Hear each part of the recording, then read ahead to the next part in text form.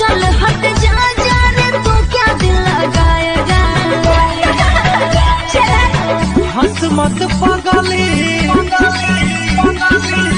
हंस मत ए प्रीति आ ससुरा में रहलू त का कैलू।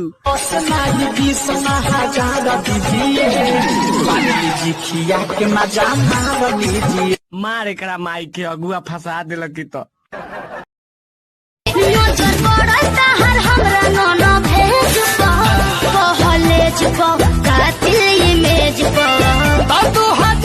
लेके आइलू स्टेज पर हम कतला तो बनी जाले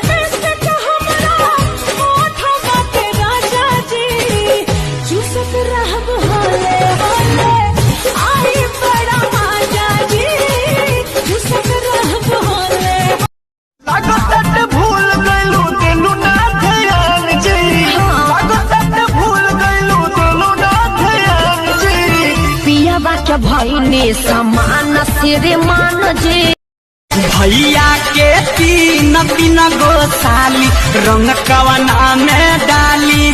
बड़की बिया गोर छोटकी सावर मझली तिलवाली।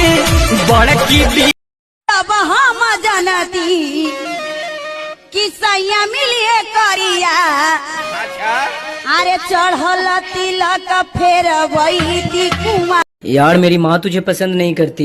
तो अब क्या करेंगे? छोड़ना पड़ेगा। मैं तेरे बिना नहीं रह सकती। तुझे नहीं पागल, माँ को छोड़ना पड़ेगा। नहीं यार, जब मैं तेरे बिना नहीं रह सकती तो तेरी माँ ने तो तुझे जन्म दिया है। जन्म देती है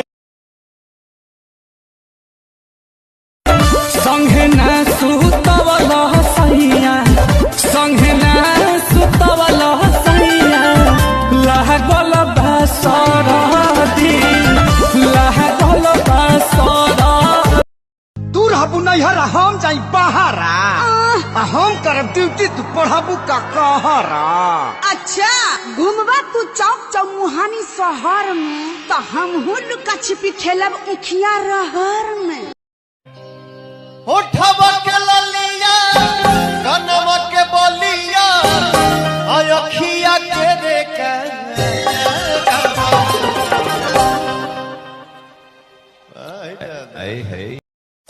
कैसे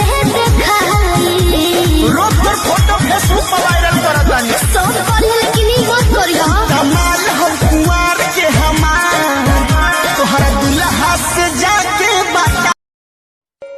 ए जी कहाँ जाता नहीं? झाड़ा फिरे जाई छू, चल बे। जाए के जरूरी बा? अरे तोरा माई के कुछ मजबूरी समझ।